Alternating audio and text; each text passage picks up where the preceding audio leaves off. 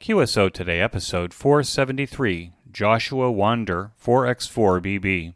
This episode of QSO Today is listener-sponsored. Only you can keep the QSO Today podcast coming to you every weekend since 2014.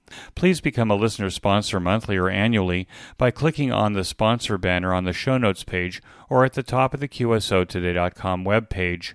There were no new listener sponsors this week. I want to thank Samuel Farrell Pitts, KG5FP, for his generous donation of $15. Welcome to the QSO Today podcast. I'm Eric Guth, amateur call sign 4Z1UG, where I demonstrate the diversity and relevance of the amateur radio hobby and its impact on society by interviewing ham radio operators, many of whom played vital roles in shaping our technology through the amateur radio hobby. And while many people might say, ham radio, do people still do that? This podcast demonstrates through in-depth interviews just how amazing, diverse, and dynamic the amateur radio hobby continues to be. We are more than 20 days into this war in Israel that began with the largest slaughter of Jews since the Holocaust in over 70 years. All of our young men to the age of 40 are gone. The old-timers are filling in as best we can to keep our communities running, helping out as necessary. I have a radio repair shop in my house to be envied by most hams, yet nobody needs my services. My electronics and radio lessons with Akiva, my 9-year-old prodigy, are the highlight of my week. He is so motivated, and I feel like I'm doing anything, as this inevitable war drags on. Perhaps my sitting in the middle of Israel in this war zone has QSO Today audience turning the channel. I send out invitations for interviews knowing that I can still have a ham radio conversation with you or for you without any focus on the war, but still I get no replies. So now I appeal to you to let me know if you want to be a QSO Today guest to talk about what you're doing in amateur radio. It would be a nice distraction. Please send me an email or use the contact form on the QSO Today website. My guest this week is one of the quiet heroes of Israel, who gives his valuable time in the service of Israel and the Jewish people. While not an active ham, I thought that his story was one that you should hear.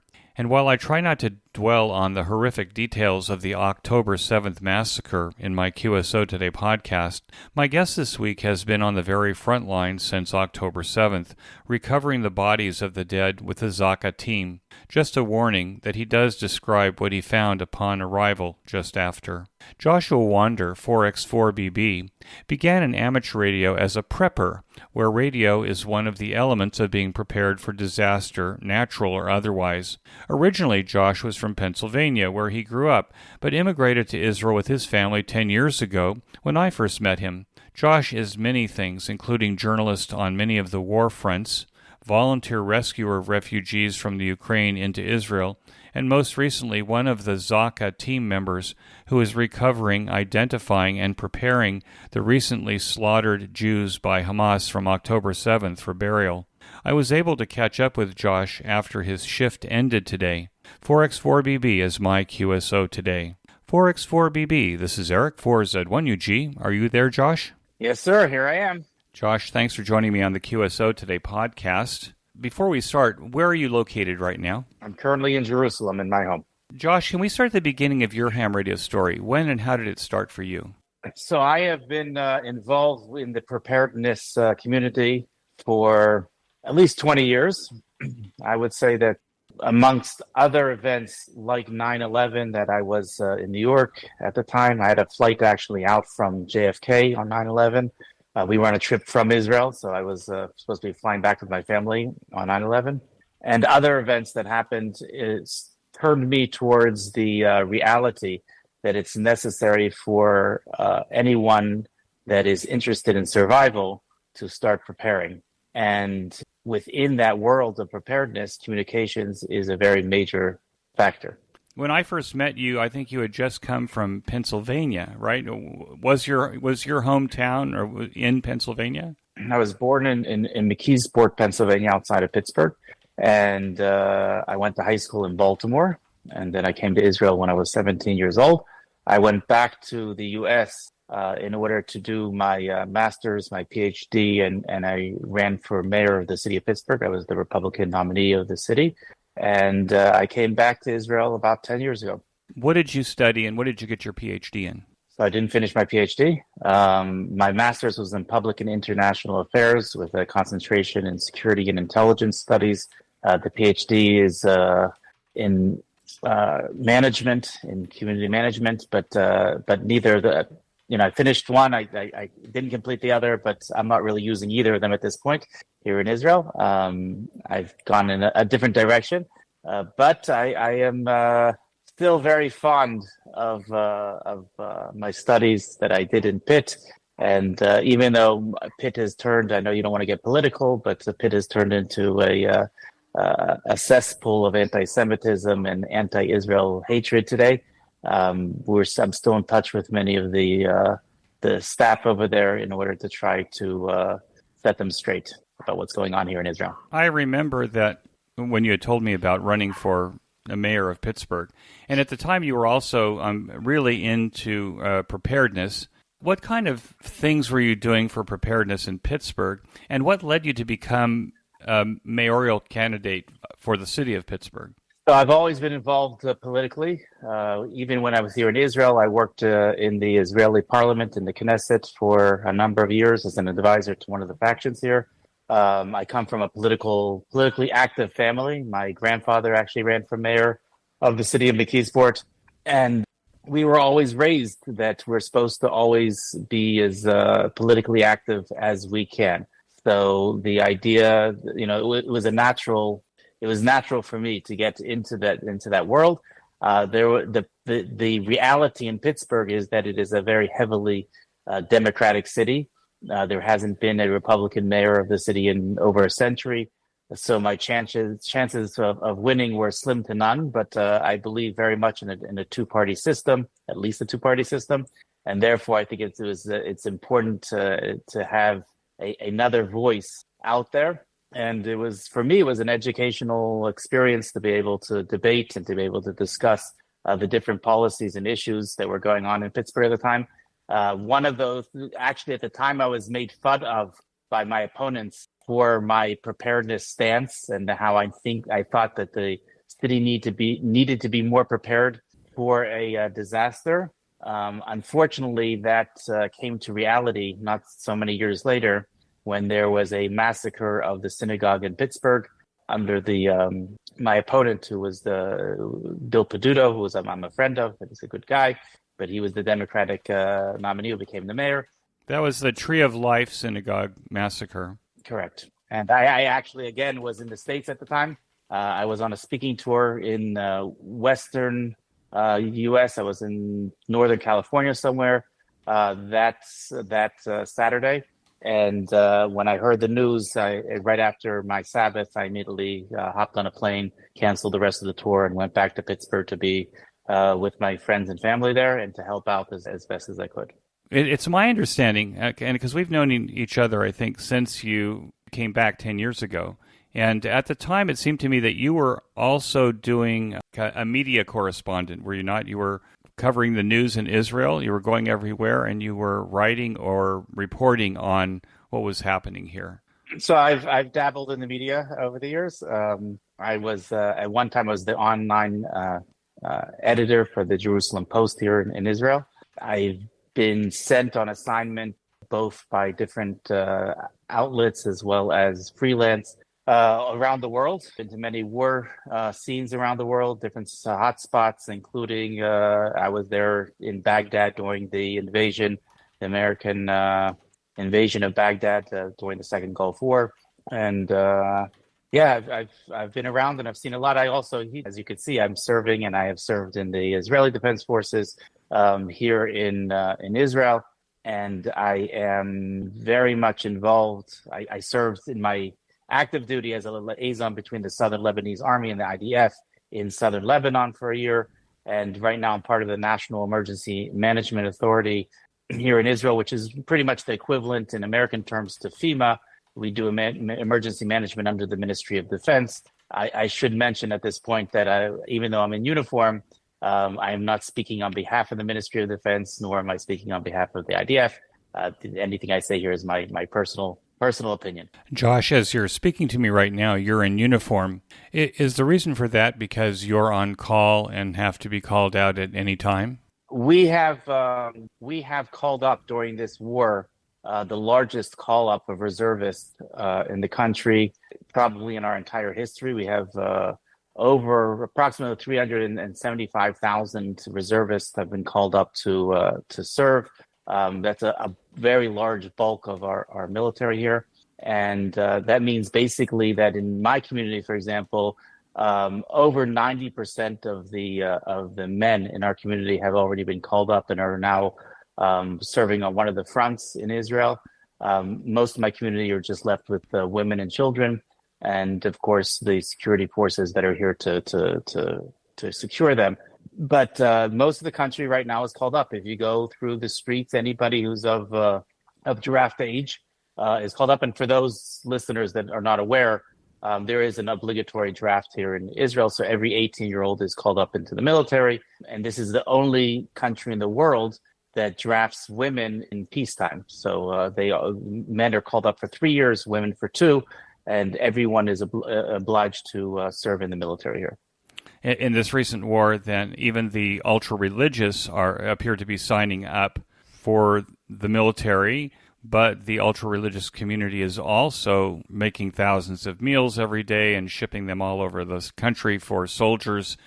So every Israeli at this point appears to be taking part in the war effort in order to keep our 375,000 reservists and all of the active duty people fed and warm. Which is, again, I don't know if those listeners that are not so familiar with what's going on in this country. It's a very divided country politically, religiously. So the fact that we have united everyone for this war is an incredible feat. It's something, unfortunately, it takes tragedies like this in order to do it. But seeing the unity of the people here in Israel is definitely very touching. And like you said, even groups that traditionally were anti-state, for whatever religious beliefs that they have, they were anti the army. They have come together to support wholeheartedly all the efforts that are going on here, and that, like I said, that is very heartwarming for everyone. My community is almost the same as yours. The majority of the serving age, and I guess the reservist is up to about 40 years old, right? 42? Usually. I'm older than that, and I continue to serve, but yeah, that's... Let's go back a little bit. It's my understanding that it was the prepper experience that got you interested in amateur radio. Can you talk a little bit about how that worked for you? Sure. So there are fundamentals of preparedness that include being prepared on the level of the air that we breathe, making sure that we have clean air to breathe, obviously, is an essential. Having food and water are essentials. Having medicine for those people that are required to be on medications, and those that we have to prepare for emergencies when we won't have the ability to get to emergency facilities, or they may not be around. We also have the defense aspect. I should just clarify that the prepper world is also extremely divided, and that there are preppers across the world that believe in preparedness, and they have very different political beliefs. Some of them are pro gun ownership, some of them are against it, some of them are in all different aspects. We have different views, but we all believe that preparedness is necessary. One of those major aspects of preparedness is communication. And when I've seen over and over again this happen wherever I've been in the world, either it happened first on 9/11, like I mentioned earlier. I was 9/11. I was in New York. Immediately, all the phones collapsed because of probably just too much bandwidth, too many people calling, and too much on the system. And major hubs on top of the World Trade Center, major microwave hubs, didn't help at all. Yeah. So I actually had at the time, interestingly enough, you just reminded me, from the Jerusalem Post that I was working at, a WAP phone. Do you know what a WAP phone? No. WAP. It's I don't. You have to look it up. What it is? It's some protocol. It was the original protocol on cell phones that allowed it to be adapted to have some sort of internet connectivity to it. It was very basic, extremely basic.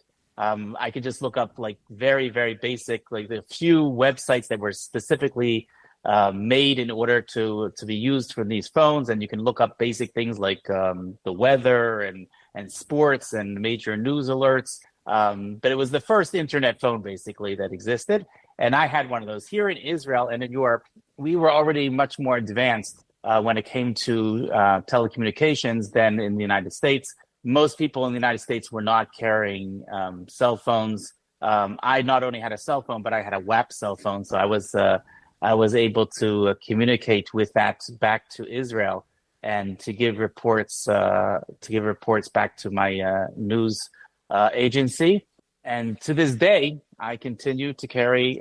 I know this is not a ham thing, but this is a sat phone that I continue to carry for that exact reason, because I know that the day will come when there will not be access to cell towers.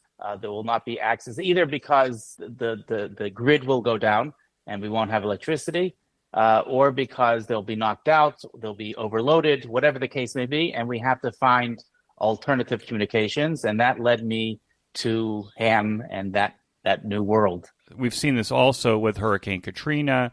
Any of the major tornadoes will wipe out, all of the wireless infrastructures. So I think those are very real things. And now this mid-show break. The future of podcasting and the QSO Today podcast is listener sponsorship. It keeps us lean and focused on providing you the best ham radio interviews since 2014. You can keep the QSO Today podcast commercial and sponsor-free by becoming a listener sponsor yourself. For $10 a month or save 20% at $100 per year, you can become a listener sponsor.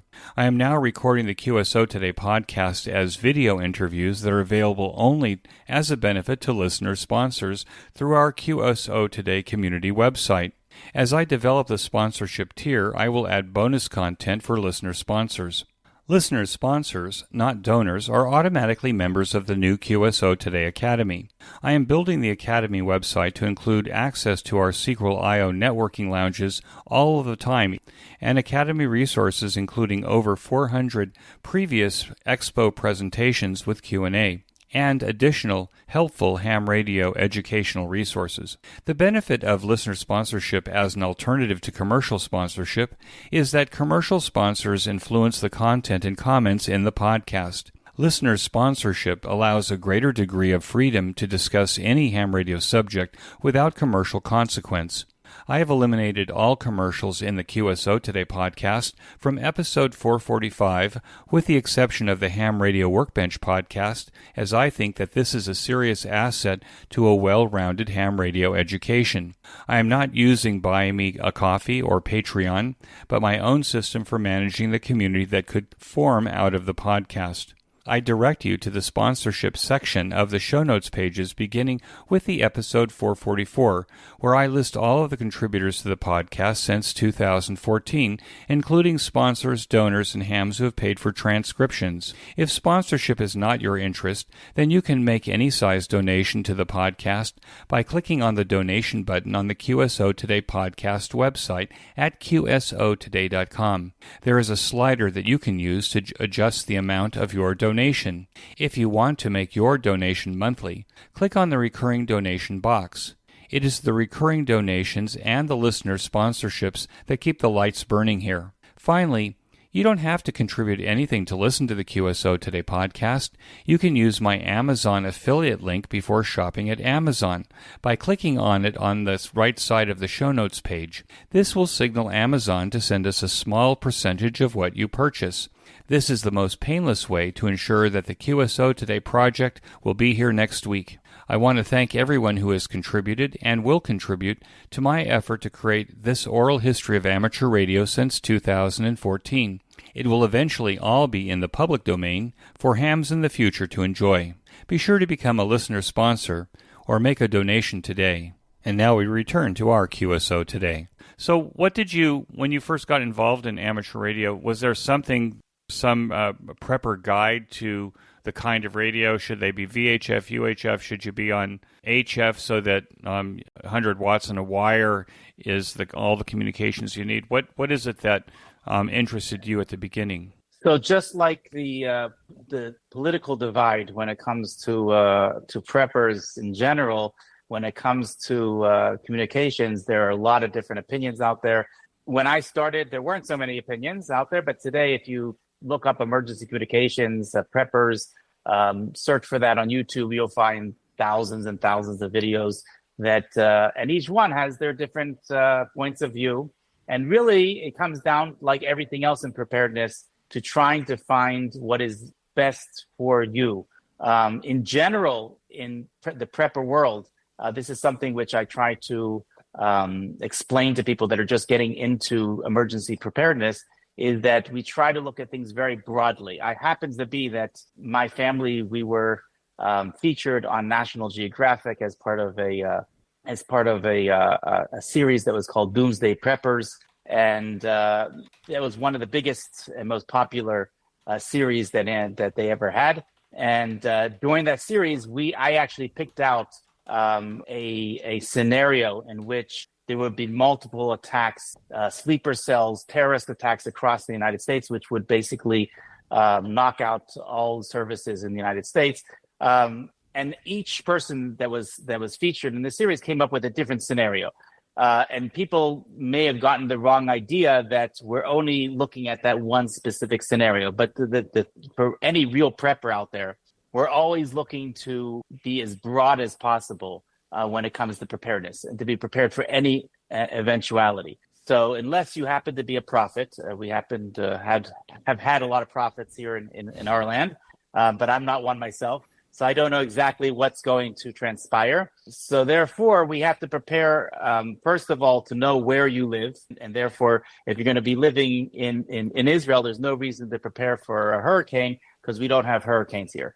Of course, if you were to live in a coastal off one of the coasts in the United States, that would be a different story. But we do have earthquakes. So earthquakes is something that we should prepare for. But there's general broad preparedness, and that includes some of the things I just mentioned, including fresh air and having water and food and medicine and communications and defense and all these different things that apply basically to every sort of disaster you can imagine. You always want to have these things ready in any disaster. The specifics, if you're talking about specifics and you're concerned about a nuclear war, then you have to get more specific about getting specific Geiger counters and potassium iodide and different things that would apply to nuclear war. And if you live definitely near a nuclear facility, that's something that I would be very concerned about. In fact, in the United States, at least, I know within a certain radius around nuclear facilities, they actually provide all the residents with dosages of potassium iodide in case there is some sort of meltdown of that facility. Well, that's certainly good to know. And over around here, just for the way that the state handles, say, bomb shelters, is what it's since the first Gulf War, every new apartment building or apartment house or single story home or single family home has included a bomb shelter. So 1991. Okay. All of the newer buildings have bomb shelters in them, and there is a move afoot. There's actually a national program. It was TAMA 38, which is a program to encourage builders to build bomb shelters for everybody in old apartment buildings in exchange for 2 floors on top of the roof to sell as penthouses to kind of pay the builders back for all of the work that they're doing. And I think that's a program it's very slow. I hope that we finish it before the next earthquake comes, but that is kind of a way that the government of Israel is looking at. Bomb shelters are not what you want to use in an earthquake. You want to be actually outside the building. The real issue with the TAMA 38 is that these buildings are ideal for living on a coastal plain, for example, because your main floor is not on the ground where the water table could be, but they'll pancake in an earthquake. So the purpose of TAMA 38 is really to reinforce the buildings to keep them from coming down in an earthquake. And given that we've got buildings in Jerusalem, that are hundreds of years old on the low side, then reinforcing these buildings for safety during an earthquake is a national priority. I wish it was more of a national priority than it seems to be. We also have neighbors that decide to shoot thousands and thousands of rockets at us from each direction, which is also something that we have to be concerned about. And I should mention that depending where you are in the country, if you're in the Jerusalem vicinity, you have about a minute and a half after the sirens go off to be able to find shelter. But there are places that are on the borders that you only have at most 15 seconds to get into a shelter. So obviously you need to have a shelter nearby in order to protect yourself. What's interesting, Josh, is that the Homefront Command has released a list of things that we should have in our shelter. Like everyone else, it's unfortunate that most of us, including me, say, "Oh yeah, I'll get to that. I'll get to that." And now when we're finally at that point, the tuna fish is gone on the supermarket shelves. Because everybody's now preparing at the same time. So. And one of those things is a transistor radio. And most people don't even know what a transistor radio is or where you buy one. I can't tell you the number of calls I'm getting from people saying, "Eric, what is a transistor radio and how do I use it and where can I find one?" And they're hard to find because the market for them until recently has been next to nothing. I found one in Mea Shearim, believe it or not, dusty behind a shelf. And the guy says, "Oh, yes, I used to carry these, but people don't buy them anymore, and they're not worth carrying." Right now, they're like diamonds, aren't they? And almost as expensive. An interesting point that may be interesting to your listeners is that a large portion of the Israeli society is Sabbath observant, which means that from Friday at sundown until Saturday after sundown, they don't use electronics. Now, the way that most people are notified that are incoming barrages of rockets, everybody has an app on their phone that starts to ring. Now, if you don't have your phone for 26 hours, then how would you know that these rockets are coming in? So they actually have channels. This actually started during the first Gulf War in 1991. They're what's called silent channels on the radio. They're regular radio stations that operate normally during the week. On the Sabbath, they just go silent. But if you leave it on that station, when there is an attack, they start to alert all the citizens. So it's very useful that if you are Sabbath observant to have one of these things on. They also have it on TV today, these silent channels. If you don't have a radio in your house, then what some of us who are Sabbath observant do is we turn on our Apple TV and we go to channel 14 in Israel, which has created a silent TV channel. And we leave it on in the room with the volume turned up. It doesn't say anything the entire time unless there's an alert. Fortunately, that's alert across the whole country. So we're kind of aware of incoming problems, incoming missiles that might hit areas other than ours. You can also, Josh, if you want to elaborate, the rabbis of the various communities have authorized us to carry our phones on the Sabbath with this app turned on. So I carry mine. I never take it out or use it unless I hear this thing go off, and then I have my 1.5 minutes approximately to run to safety, or because these are so localized that it may not go off in my town, but it'll go off in the town across the street, across the highway. That's a great point, because I've been the past year, I've been going back and forth between Israel and Ukraine, helping with the refugee crisis over there. And in Ukraine, which is a huge country, when they have rockets, they alert the entire country. So there could be rockets somewhere all the way in the east, and they'll be alerted in the west. So everybody's expected to go into their shelters. Of course, most people ignore it because they know that usually doesn't affect them. Here in Israel, we have very, very precise. At least in recent years, we've managed to evolve that technology to the point where they're able to pinpoint exactly which area, even within cities, is going to the north of the city or the south of the city, and only alert that specific sector so that the whole country doesn't have to go and shelter in place. It seems to me that once those missiles are in the air, they actually know exactly where they're going to land. Basic physics, right? So that also goes into the alert system. It's actually quite an amazing system because given the number of missiles since October 7th, which is what, 7,000 now, something like that, we would be running into shelters all day long. He would never have come out of the shelter. He's stuck in a shelter for the past 3 weeks. That's right. Josh, let's talk a little bit about what you've been doing in the Ukraine. I haven't been back in a little while, but when I was there for about a year, I was going back and forth. I was involved with, from the beginning of the war, we were actually the first ones on the ground there. I have my own organization. I partner with other organizations to try our best to help the refugees that were there. In the beginning of the war, we didn't know exactly where this was leading to, how quickly it would evolve, and what were the needs that were on the ground at the time. I was sent in order to provide those list of needs.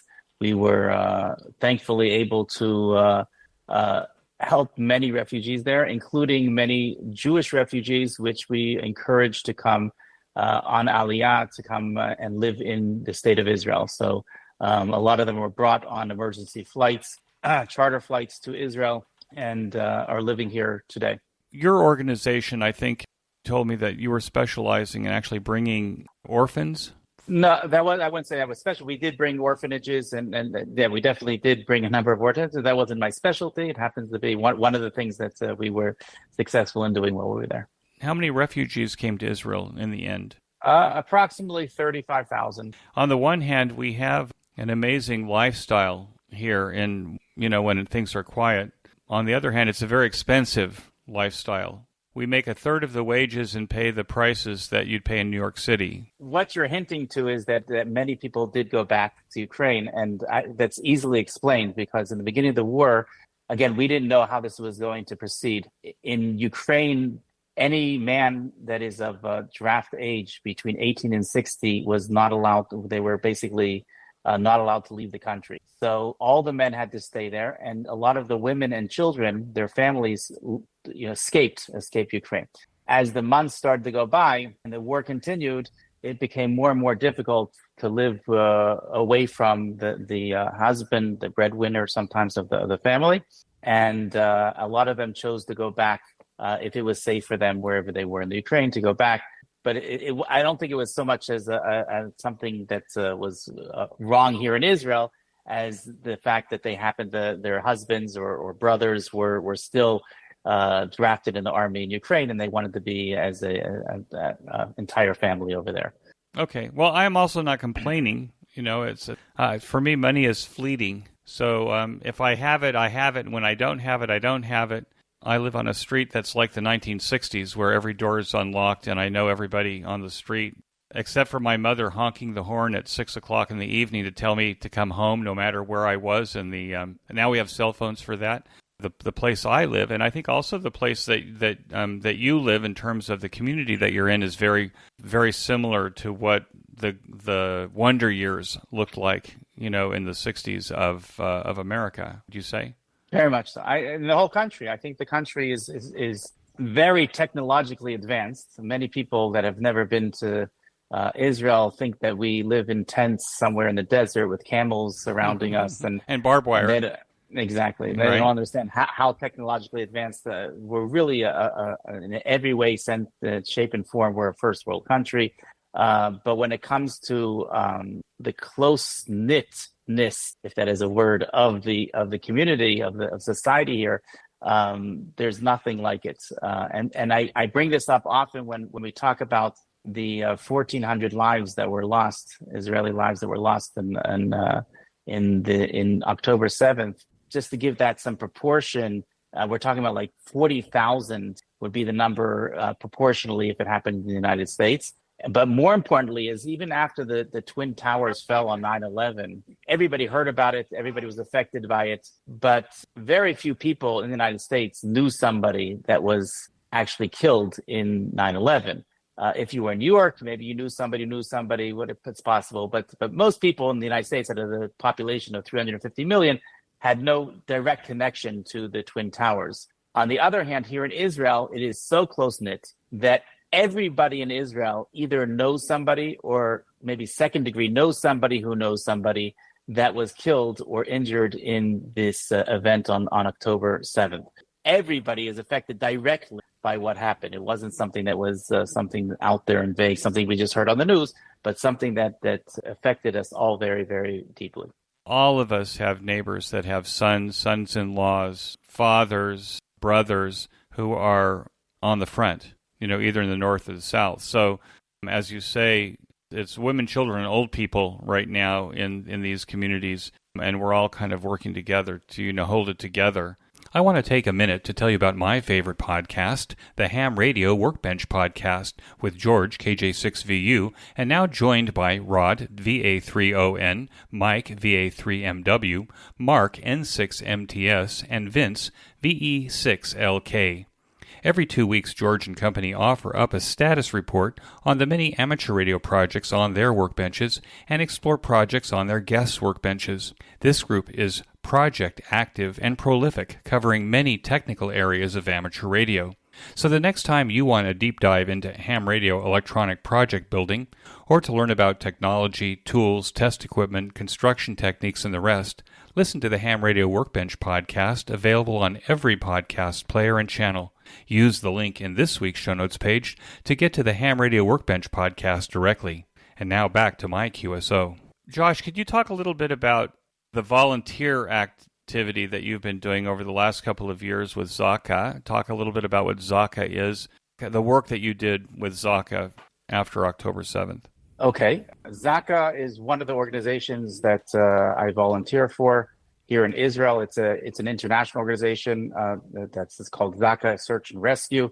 We work around the world to basically provide the recovery, the identification, and the proper traditional Jewish burial to Jews that have died from unnatural causes. So here in a regular day, there are people that are killed in traffic accidents that could be anything from a terrorist attack, a suicide, that we respond to, and we make sure that the body is properly taken care of and buried in a proper, like I said, traditional Jewish way. That organization has seen a lot, as you can imagine, even regular times, even more so when there's tragedies like we had just a couple of years ago in Meron, where 45 Jews were killed during a tragic accident over there on one of our holidays. But nothing prepared us for what we saw after October 7th. On October 7th, I was sent there directly to start to recover the bodies of those that were massacred in the south, kibbutzim. I spent my first 2 days doing that work until I was drafted into the army to continue that work in the identification of those bodies, which I continue to do to this day. And like I said, bringing them to a traditional burial. It seems to me that you've got the day off. Is that what? No, you don't have the day off today? We work in shifts, so I'm very lucky to catch you off shift when you probably should be sleeping. It's okay. I appreciate that you took the time. Without going into any graphic detail, are the news reports of what you found there accurate?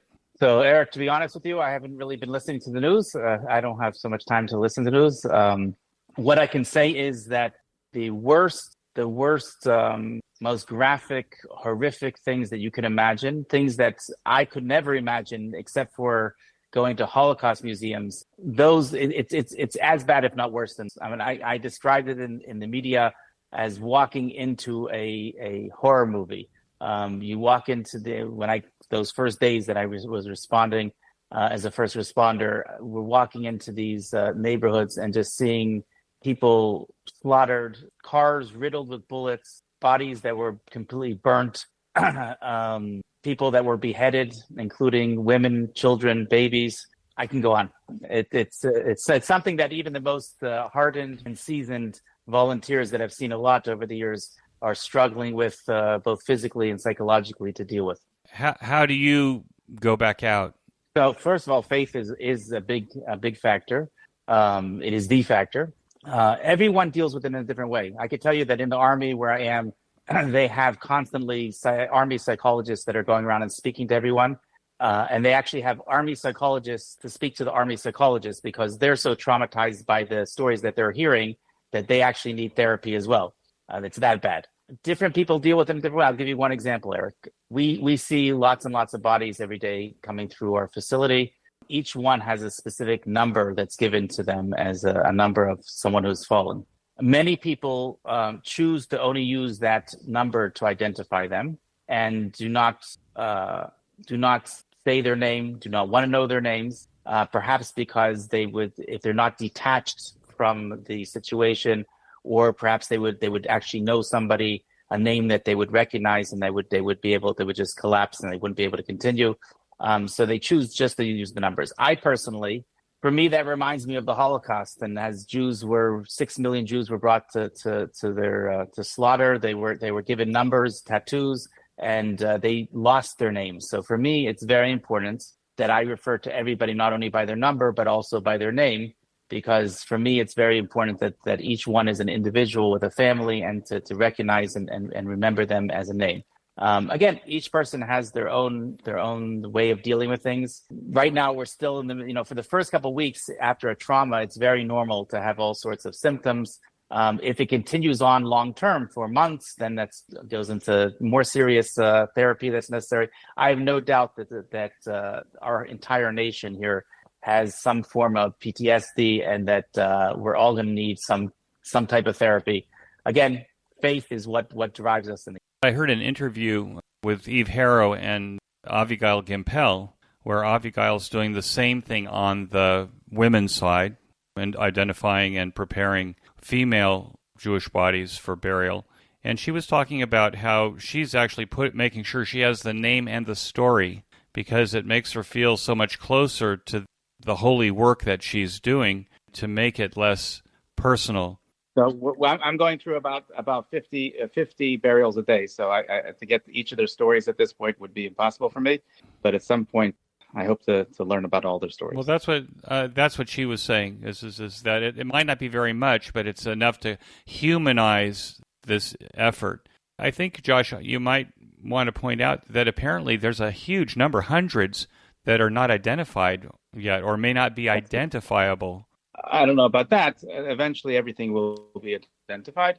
The process, just very, very briefly, and the identification process, and starts off with fingerprinting. Here in Israel, we have most people are fingerprinted because, like I said, there's a obligatory draft. So everybody who goes into the army is fingerprinted. Many people have a biometric identity card or passport, which also requires fingerprinting. Anyone, obviously, that's been arrested has been fingerprinted. So there's a huge database here in Israel of fingerprints. So that was the first thing that they did, is they fingerprinted every victim, and many people were able to be identified immediately from that. People that were not in the fingerprint database because they were too young, children, for example, they didn't ever drafted, they were too old, whatever the story is, that they weren't in the database. Often if the body was so mutilated that they weren't able to take the fingerprints, then that goes on to a more advanced stage in which they take DNA and DNA samples, and they sometimes do CT scans of the teeth, and are able to identify people through those dental records or through the DNA. The DNA process can be a lengthy one, and sometimes it could take up to months in certain cases. But we believe that eventually everyone will be identified. Okay. Just to clarify, we're getting everybody. We have everybody, all the victims, the Jewish victims that were in the kibbutzim. We have the bodies, for example, of foreign nationals, foreign workers. Like we brought almost 30 bodies of Thai workers from Thailand that were working in the fields that were all murdered on that day, as well as the terrorists themselves. We get their bodies as well. So sometimes we don't know who's a victim and who's a terrorist. That's part of the identification process that we go through. With that, I just want to thank you so much for taking the time out of your busy schedule. I realize that I'm eating into the time with your family and your sleeping time. Just want to thank you so much, Josh, and wish you 73, and thank you for coming on the QSO Today podcast. Thank you, Eric. That concludes this episode of QSO Today. I hope that you enjoyed this QSO with Josh. Please be sure to check out the show notes that include links and information about the topics that we discussed. Go to www.qsotoday.com and put in 4x4bb in the search box at the top of the page. You may notice that some of the episodes are transcribed into written text. If you'd like to sponsor this or any of the episodes into written text, please contact me. Support the QSO Today podcast by first joining the QSO Today email list by pressing on the subscribe buttons on the show notes page. I will not spam you or share your email address with anyone. Become a listener sponsor monthly or annually by clicking on the sponsor buttons on the show notes pages. Your value for value support is recognized on the QSO Today podcast and in the weekly show notes. Use our Amazon link when you shop on Amazon. Clicking on this link before you enter Amazon will allow Amazon to pay us a small commission on what you purchase. This is a very painless way to support the QSO Today podcast. QSO Today is syndicated on every podcast platform, including Spotify and the iTunes Store. Until next time, this is Eric for Z1UG 73. The QSO Today podcast is a product of KEG Media Inc., who is solely responsible for its content.